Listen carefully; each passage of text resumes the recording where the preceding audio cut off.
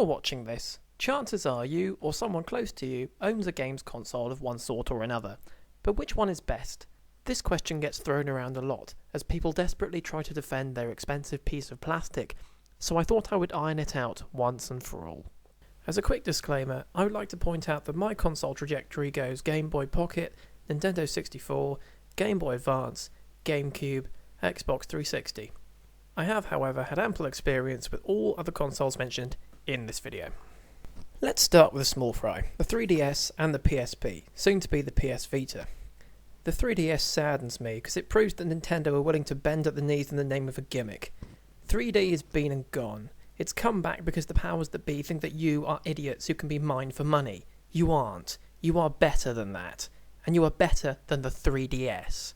Resembling the Virtual Boy from the mid-90s in its headache-inducing flippancy, it will only prove its validity as a console when it proves the validity of 3D in the artistic process.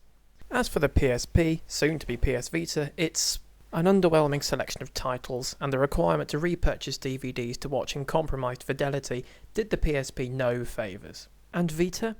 I'll wait to pass judgment, but attempting to emulate console-like experiences on a screen the size of a foot seems to throw the strengths of a handheld games console to the wind. Now to move on to the big league players, starting with the Nintendo Wii. Again, this is a console that has been crippled by its lack of decent third-party support. Nintendo throwing down their tried and tested franchises is all very well, but that only covers a handful of titles, and the rest, with a few notable exceptions, is just dross.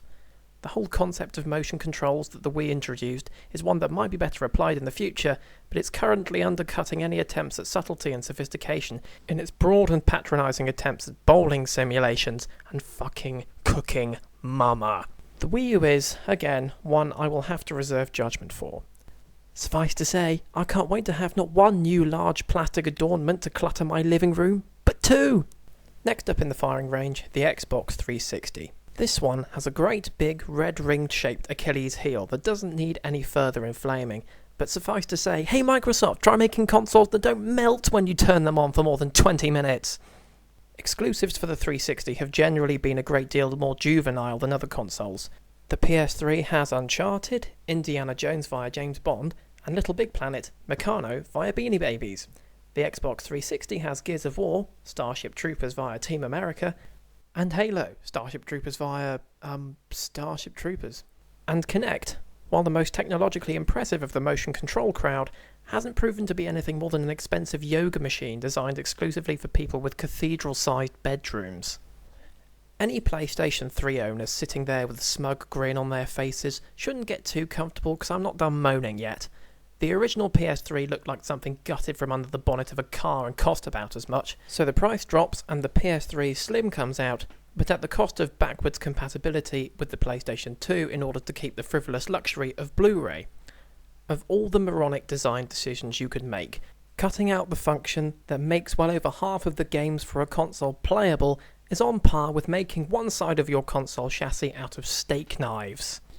The PSN hacking fiasco hasn't done Sony's image any favours either, and the PSN, despite being the cheaper option, has never quite managed to live up to the highs of the Xbox Live Arcade. Although the PC isn't technically a console, I want to mention it briefly in case there are any PC purists who are watching with arrogant superiority. Nothing irritates me more than self-satisfied PC owners. Nothing. Well, apart from prickly heat, that is really annoying. But anyway, yes, the PC is technically the best option to go for if you have the money to spend on luxury graphics cards, if you have the technical know-how to install patches and get older games to work properly, if you can withstand DRM, if you've got the specs to accommodate for the latest games and make them perform as well as high-tier PC gamers proclaim them to.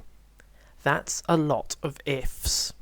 I suspect PC gamers crow about the PC as a golden chariot of wonder because of a large back catalogue of PC classics, but that really isn't the case anymore.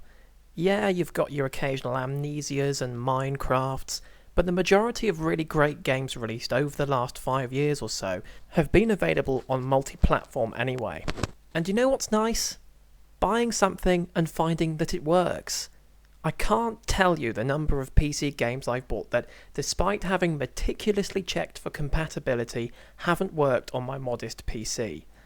When people turn around and say, serves you right for not having the tech, it just betrays a horrifying elitism and one of the worst, most callous attitudes going in gaming.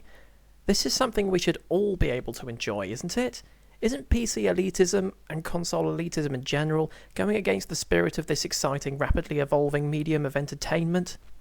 So which console is the best? Well, let's be honest, it's probably the one you own. And if you own them all, it's the one that sets you back the most money. And how did you get to be so rich anyway? All consoles have their pitfalls, but the level of internal strife they create within the gaming community saddens me. At the end of the day, gaming should be about the games, not the consoles you run them on.